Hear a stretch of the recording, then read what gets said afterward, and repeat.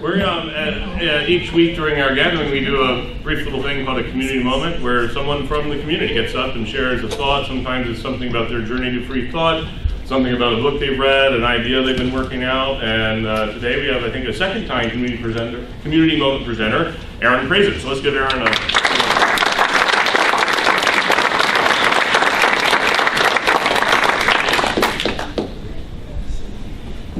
Yeah, just get real close to it.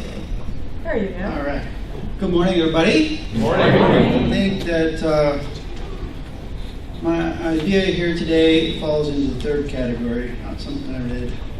It's an idea I've been thinking about for the last several weeks. And you all look great today. I just want to let you know. Thank you. I see lots of clean wearing people. Good on you. So, are there any runners, rowers, swimmers, weightlifters in the audience? You got a runner over here. Yeah. Yeah. Bikers. Right. So if you do any of those things, I bet you have something in common with each other. Is you probably keep track somewhere in a little notebook or in digital form. Your best performance, personal best, might have been 10 years ago. But you know it. You know. You're aware that in the world now, in the past, and in the future, there exists some performance that's way better than that. But you may be inspired by that. You get those surfing videos or skateboarding videos or cycling videos or running videos, whatever. You can watch those people who are way better at it, and it's inspiring. Right? You don't think, I'm never going to be that good. It's like, that's great, right? So, but you know your personal best, and probably what matters to you most is that you know that personal best. Maybe you have a very close partner you do it with, and you know their personal best, and you encourage them and live vicariously through them. But anyway, those are the type of activities where there's like a number that you can reach. Video gamers may experience this as well, right?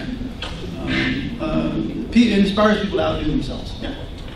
There's another type of activity where we really enjoy repeated failure. Video gamers may be experienced with this, failing at people who practice musical instruments, maybe. Computer programmers. Yes. Very, very few. They're okay with trying the same thing over and over, dozens, hundreds, thousands of times, and not getting it right. Not getting it right. Sorry sap is likely to make an utter mess of this for hours and hours and hours. And yet you keep beaming like the summer dawn, right? Happy to have made any progress at all. And you ignore the Brubecks, the Barishnikovs, the Bill Gates who do it better than you. Right? And maybe you watch their videos too. So you're still with me. So there's a number of activities. There's the constant failure activities. Skateboarding, another constant failure activity. I went to Venice Beach not too long ago, and I saw people who could skateboard. I think it's the first time I've ever seen people who could actually do this sport and not fall continuously. So what I'm here to talk about, and what I've been thinking about, is a set of activities which, for me personally, do not create sunny optimism and get back on the horse attitude which I described. And I'm sure that most of you, perhaps all of you, live lives of fearless, unself-conscious joy. And discount mediocrity as progress towards greatness, right? And missed opportunities as merely alternate paths to future success. Sure. Yeah. And there's a solid market for that kind of feeling. That's why we pay to watch Owen Wilson. It's a dominant reason why Disney is a going concern. It's some might say, very cynical people might say that it's what gets presidents elected in certain countries. So I hope that you all walk on the sunny side of the street and you see sour milk as an opportunity for really good homemade yogurt. And it's the way to be, people, right? But some of you, maybe only me, don't experience that. We experience a frequent, long-standing tendency towards the morose, the lugubrious, the blue. And notice that this feeling is not focused on the aforementioned personal best and continuous failure activities. As a matter of fact, those activities are a great way to lift oneself out of the blues. Athleticism, music practice, video games. But there's certain activities like writing, like performing, cooking maybe, investing, certain types of activities which are not anxiety sinks, but rather anxiety sources. I work in an industry that straddles green energy, smart grid, and cybersecurity. So there's like not maybe a half day that goes by where I don't get an email with the subject line, call for papers, where they're asking people in the community with technical expertise to write a technical paper and present it at a conference. These are terrifying. Only good thing about them is that I can delete them. Because I don't have anything good to say. Even when I'm working 12 years, there's nothing that I'm doing that's all that innovative. I really like classic period Stevie Wonder, but there's really nothing that I have to say about classic Stevie Wonder that hasn't been said. Great guy, I like to make food, but every time, if I set a tray of lasagna in front of you, I'm going to let you know what is not quite right about that lasagna. Right? What's in common with those things that is not in common with the practicing the piano is that there is a work in the noun form. There is a tangible drawing or writing or lasagna at stake that can be pointed to as faulty. And I'm fairly accomplishing, but nevertheless.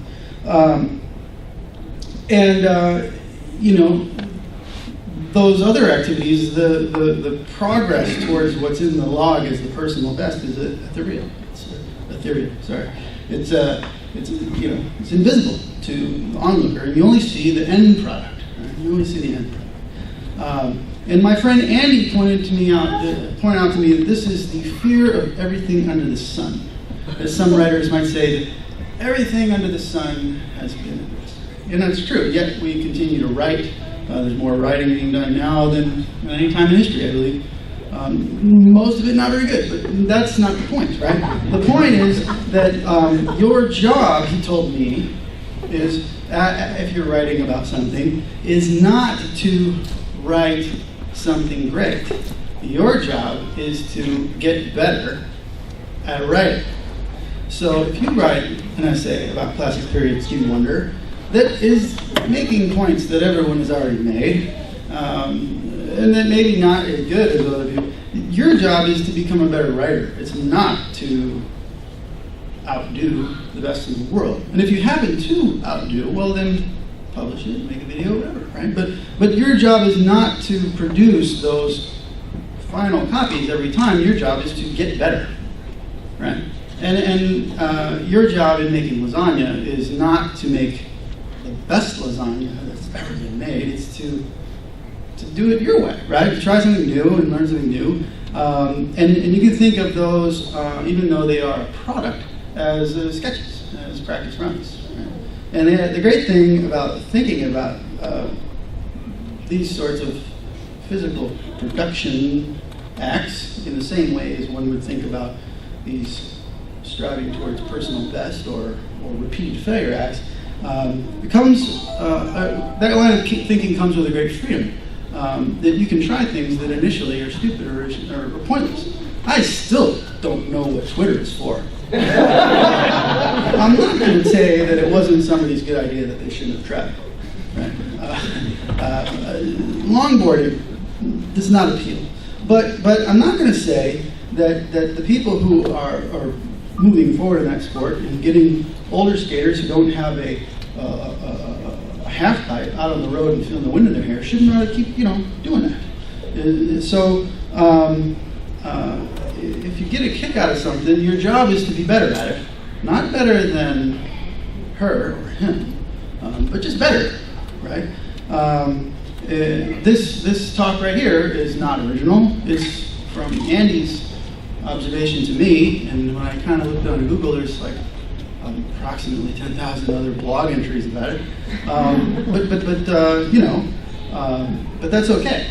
Picasso painted Las Meninas 57 times before the final one was done. Hemingway wrote the ending to Farewell to Arms 37 times before the final one was done. I don't know if anybody has seen the documentary Jiro Dreams of Sushi. A couple.